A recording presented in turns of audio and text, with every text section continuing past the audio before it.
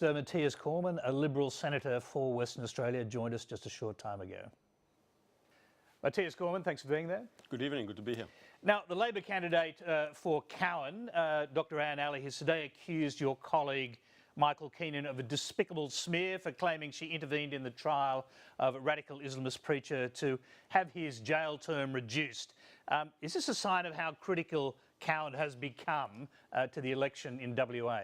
Well, every seat in Western Australia is obviously critical for us, and we are not taking anything for granted, and we're working very hard to win a majority, support in all of the seats in Western Australia that we can possibly win.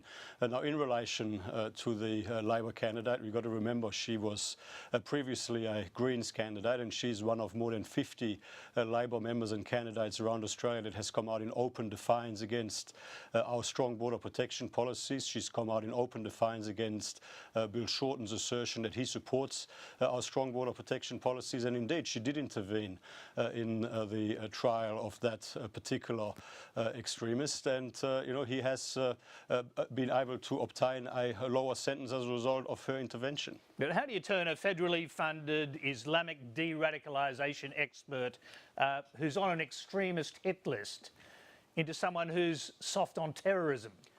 Well, I mean, she, by her own statements, has come out against our strong border protection policies, for example. She has a history. Her history is as a candidate for the Greens, and she's one of a number of Greens, formerly Greens candidates, incidentally, that have infiltrated the Labor Party. There's another former Greens candidate, of course, running in the seat of Swan, also in Western Australia. And what you've seen in this campaign is Labor moving more and more towards the Greens, which, one of the consequences of that is that our border protection policies under Labor will undoubtedly be weaker than what they have been under the coalition. Okay, but this is your government actually gave Dr Ali funding to do this work. She's being attacked now, or is she being attacked now simply because she's become a political threat in that seat? Well, a question was raised, and she was invited to explain herself, and that is obviously that is a normal part of the democratic process. Okay, some communities in WA have really been suffering since the downturn in the mining sector. The state government's on the nose. How is this disaffection going to be translated, do you think, in the electoral result in WA?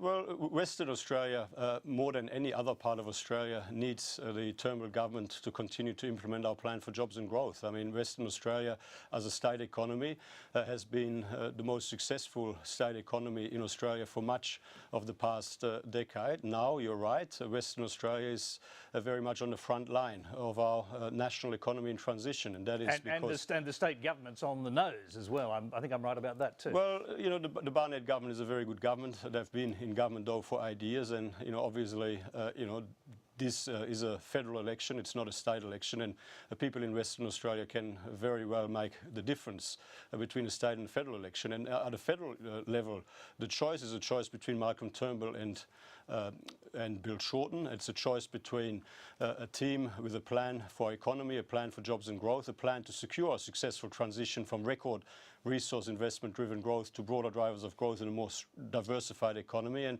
indeed Bill Shorten, who doesn't have a plan for the economy, who just has a plan for bigger deficits, higher taxes, which would actually make it harder for Western Australia to be successful in the future. And indeed, I mean, the only thing that is left for Bill Shorten to do in this campaign is to run what he knows to be a dishonest and desperate scare campaign. Well, we'll come back to that. Do you think this is going to be one of those elections where the country is watching what happens in WA to get a result? Well, I'll be watching, obviously what is happening. I'm talking about whether the country is watching, because that will mean it's a very tight election, obviously. Well, right now the Turnbull team is working very hard right across Australia, including in WA, to win the trust and confidence of a majority of people in a majority of seats. Sure, but do you think this is going to be one of those unique elections where we, as a country, watch what's happening in WA and get a result as who's going to be in government from that state? Well, I mean, this is, all of the published polls certainly indicate that this is a very close election. Federal elections are always very close. It means that every single vote matters, and it means that every single vote matters in Western Australia as it does in every other part of Australia. And so that is why our message to people right around Australia is, your vote matters, and if you want a team, a stable government to continue to implement a plan for stronger growth and more jobs, support your Liberal National Party candidates in the House of Representatives and in the Senate. Exact answer to that one. Now, Matthias Gorman, let's talk about some of the broader economic challenges that you face if you are returned to government, especially on the big ticket funding items. First, the NDIS. Now, when it's fully operational in 2019-20, it's going to cost $22 billion a year. Half of that has to come from the Commonwealth Government. You've already admitted there's going to be a significant shortfall. How big will the shortfall be? How big is that now? Well, obviously the budget trajectory is there for all to see. It includes a provision for the NDIS, and it's projected, we're projected to return to surplus by 2021 and indeed to remain in surplus over the medium term all the way to 26, 27, and that is taking into account the commitment to the NDIS. And in the most recent budget, we've made a series of savings decisions in the social services space where we have directed those savings into a fund designed specifically to ensure that funding for the NDIS can structurally be put on a sustainable foundation. That's right, for the future. And that is just about half of, or a bit more than half, isn't it? So isn't there a $5 billion gap that you still have to find the money for? Well, you're certainly right that we did not, the situation that we inherited was an unaffordable and unsustainable spending growth trajectory from the previous government across a range of areas.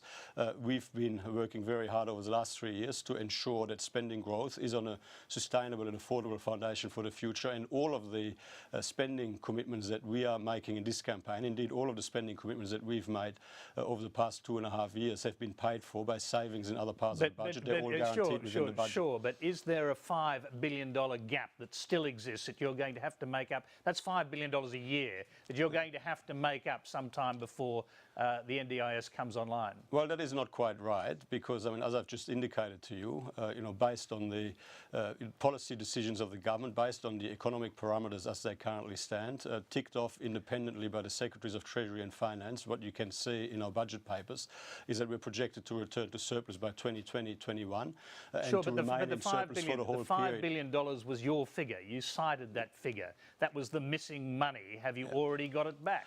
Well, we've made decisions since we came into government which have improved the budget bottom line overall. We've made savings decisions all up to the tune of about $144 billion since we came into government that have actually been implemented. The budget position as a result of policy decisions of the government have improved by about $10 billion over the current forward estimates. Did you find that extra $5 billion? That's what I'm saying. Well, because you're the one that said there was a missing $5 billion. And did you find it?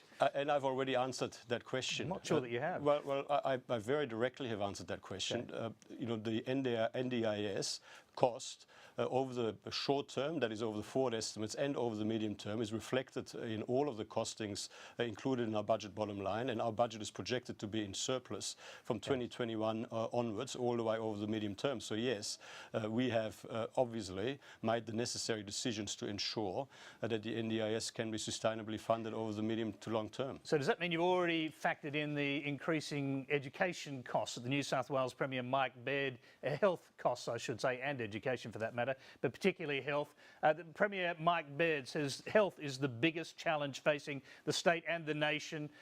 There was a stopgap funding that was given that would last till 2020 for the health challenge. But after 2020, Mike Baird says it gets much, much worse. Is that factored into your surplus? Well, I don't agree with your characterisation. Mike Baird's characterisation. What we inherited when we came into government in 2013 was an unfunded pie in the sky, unaffordable spending growth trajectory, promises on the never, never. And Colin Barnett, who was around the table at the time when Julia Gillard was making these unfunded spending promises, said that nobody around the table actually believed that those promises were real, and what we've done in government is we've made decisions on a affordable, sustainable spending growth trajectory in health and in education, which is guaranteed within the budget. That is reflected in our budget papers. And you're right, in this most recent budget, we've made an additional allocation both in health and in education, an additional $2.9 billion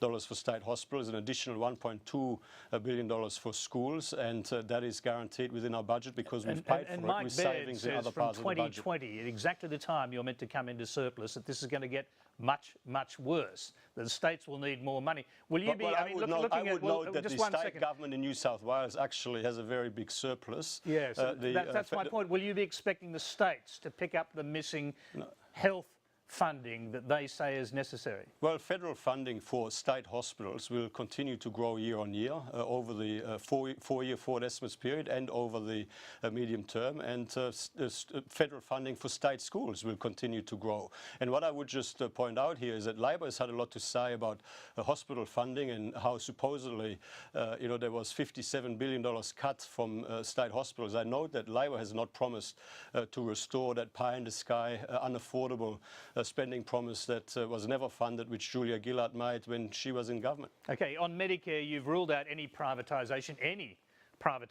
including of the payment system now. You've also taken Medicare co-payments off the table. Is the co-payments thing also a never-ever situation? Will the co-payments never, ever come back? Well, we've made very clear that we no longer wanted to pursue co-payments. So yes, I mean that is not part of our policies. But what I would say, it's quite interesting, Bill Shorten describing co-payments as privatisation, when the person that actually tried to introduce co-payments for GP services in the first instance was none other than Bob Hawke, who indeed lost his Labor leadership over it to Paul Keating. And here you've got Bill Shorten getting Bob Hawke to come out and campaign on a completely misleading, deceptive and dishonest Medicare privatisation scare campaign.